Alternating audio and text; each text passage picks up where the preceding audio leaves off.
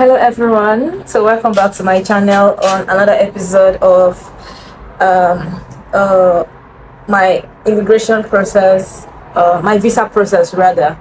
So I'm going to be telling you all about my visa process. I'm going to be telling you the steps I took, the documents I submitted for my visa application from Nigeria. So you need to watch this video to the end to get the tips and details and information of everything. Okay, and please don't forget to hit the like button, subscribe and share the video. Please like, subscribe, please. I'm getting lots of views but few subscriptions, so please, I want you all to keep showing your support and showing your love for my videos. That being said, let's go into the topic of our discussion for today, because I see you all have been asking me the documents I submitted, how I was able to work on my visa process and all of that. So that's what we're going to be talking about in today's video. Before you start your application, ensure your passport, your international passport, is very, very much valid. Ensure you have long duration on your international passport. Then after that, you need to gather your documents. So I'm going to be telling you all what documents you need to gather. So the documents I'm going to be mentioning is in regard to study visa, okay, because I came through the study route and that's only what I know. So I'm going to be telling you the documents I submitted, okay, and which you might also need to submit. So that's what I'm going to be talking about on this video today. So the first thing you all want to do is aside getting your international passport checked to know to ascertain if it's still valid for the duration of the of your travel. So another thing you need to be sure of is the school you're applying to. So if you're going through the student route, you need to be sure the school you're applying to is a DLI school. That is a designated learning institute, which is being recognized by the Canadian government. Okay, so you want to be sure that the school you're applying to has a DLI number. DLI number, Designated Learning Institute. So for you to know if your school is a designated learning institute, you need to go to the IRCC. You need to go to the Canada website and check and type DLI DLI universities. If your school is a university, if it's a college, you're going to see the name of your school there and the number of your school. So you should see those things there before you proceed to confirm that your school is a DLI school, so you don't get scammed, or so you don't apply to the wrong school, and so you don't lose money. Yes, so before you do any of that, you also check for the school to be sure your school is under the DLI, is under the Designated Learning Institute, and it's be sure it has its number as well. So once you've gotten that, you need to apply to the school. You get your admission. Trust me, you can really get your admission. You can apply to the school directly without having to use any agent. So I applied myself. I applied to the school myself without having. So the first thing you want to note is the documents you need for your visa processing. When you go to www.canada.ca, you're going to see. So when you should be able to navigate through the website, then you click on immigration or immigrate rather. So you go to the one that resonates with you, if it's work, if it's study. So I'm going to be talking on the study part, like I mentioned. So you click on study, it's going to show you the required documents you need for study. And some of those documents are your valid passport, that's your valid international passport, your 2-size photograph. So that is going to be the Canada-sized photograph. Then your proof of funds. Yes, so those are the major 3 documents highlighted in IR. So now for the proof of financial capability, you would want to show them.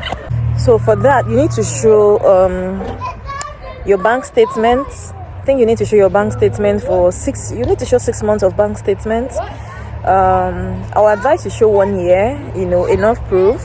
So for your bank statement, you need to prove to them how you were able to get the money in your account. You need to, if you're a business owner, you need to upload or arrange your work documents, your CAC documents, deeds, and so many more. And if you have landed properties, you need to show them your landed property documents. You need to show them a whole lot of documents for them to prove that the money in your account is really yours, and also to show them the means at which you got the money. And if it's a gift given to you, if it's a gift deed, you also need to show who gave you the money and how you're related to the person sponsor. Okay, and another thing, if you're coming, your sponsor has to be someone related to you. My dad wrote a letter and notarized it, telling them that he's my dad and he's going to sponsor me and all the rest. So if you have landed properties, you want to show the documents and everything, everything to make the visa officer understand that, okay, you have the means to support yourself. You have a sponsor. If you have a sponsor, you should also submit a letter of sponsorship. Your sponsor should be able to submit to give you a letter, sign on it and explain that he or she is the one sponsoring you. Okay, and just convince them, because you're not going for an interview. So the document you present and how you present it is what will make them understand where you're coming from. Okay, and another thing you're going to be submitting is your letter of explanation or statement of purpose. So in that letter of explanation, you should tell them your purpose for traveling to Canada. You should also tell them your purpose for wanting to study at that particular institution. You should also tell them your purpose for, just all the reasons why you want to make that travel to their country. You should tell them. And then for the bank statement, you should also tell them who, if you deposited a large sum into your account, you should explain to them how the large sum came about, who deposited the money, and how you intend using the money. Okay, so you should explain all of these things to them step by step, so that when the visa the immigration officer reads it, he or she will be able to understand your situation and where you're coming from. Because if you don't explain in details, they are not carrying out any physical interview with you. They will just push it one side. So you should be able to explain in details why and what reasons you're presenting the documents and all of that.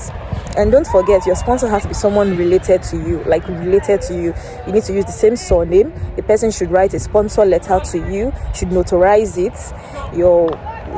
Just ensure every document you're submitting is really, really valid.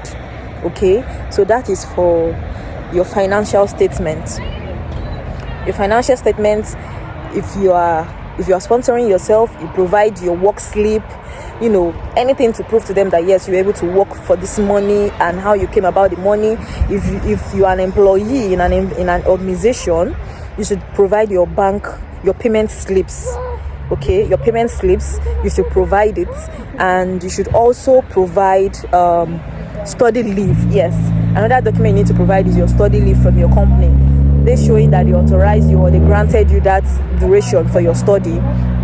And if you're going for a study and you return back to time after your study, make your letter of explanation very, very detailed. Okay, you need to make it very.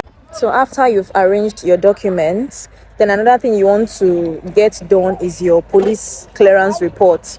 So you need to go for your police certificate. Yeah, you need to get a police certificate. So with mine, I went to Alagmo in police headquarters to have mine done. So you should be able to get that done there. Now they're no longer doing the manual one. I think you have to register online or something, and it's a bit more expensive now. So you need to get your police clearance done. Then you also need to, some do their medicals ahead, but with me, I didn't do my medicals ahead.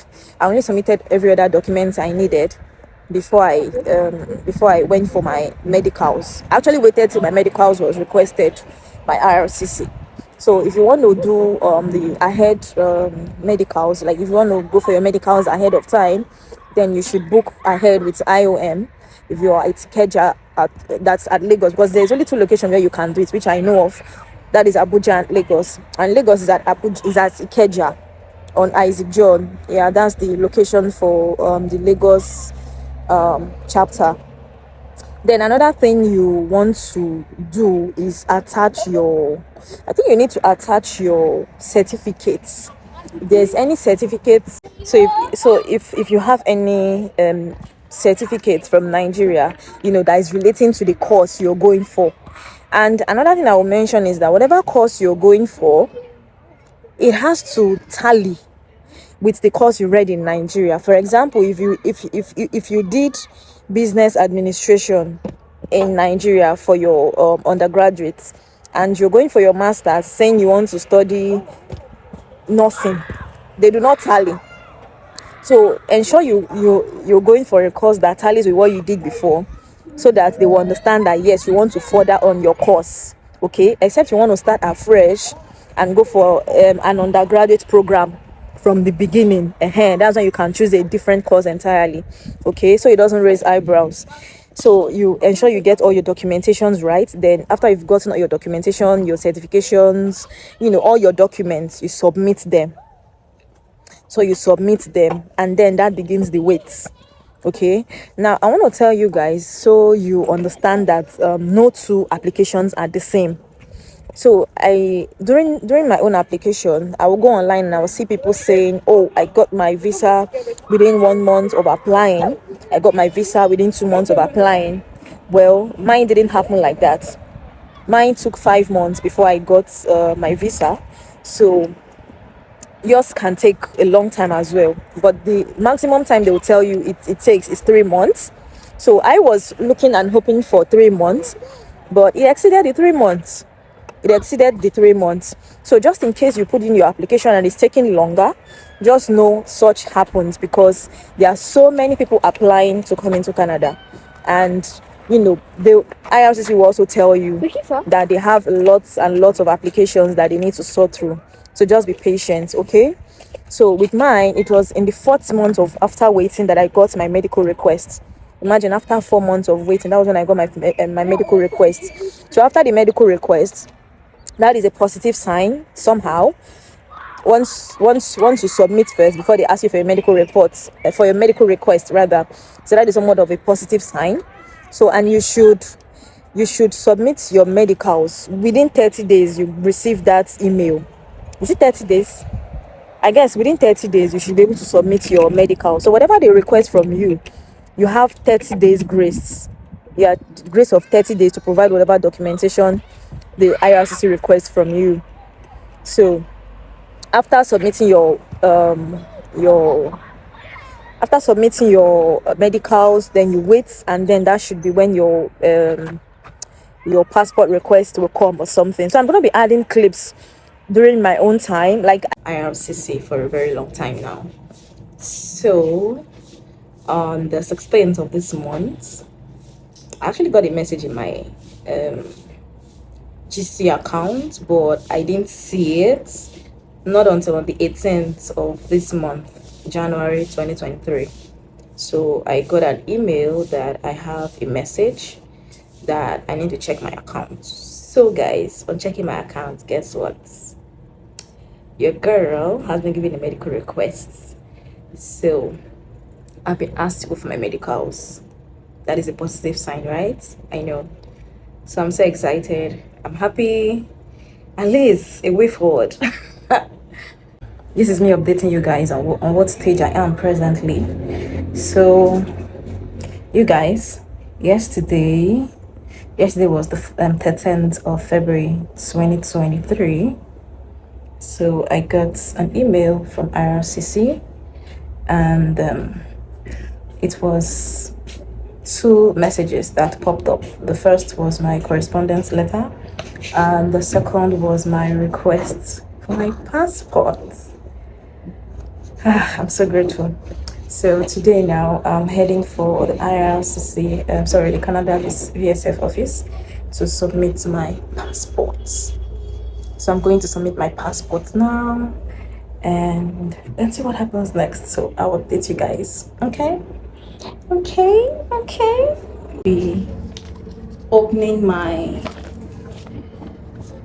package from the VFS office. So I got a mail yesterday that my passport is ready for collection. So guys, I thought I was videoing. I thought I pressed on the play button while I was opening my envelope, but I didn't know I didn't press play because I was too excited. Anyways, I have opened this, so I have opened it already, and this came with it. This is just the letter I submitted when I went to submit my passport. And this here is my visa. Yeah, I don't know if you can see it. Yep. So this is it. This is my stamped passport. My stamped passport, guys. Can you see Canada? Can you see Canada? I'm so excited right now because this process took me 5 months. I submitted my application on the 14th of September 2022. It's here. It's here. We're really doing this, guys. Well, as you've all seen from the clip,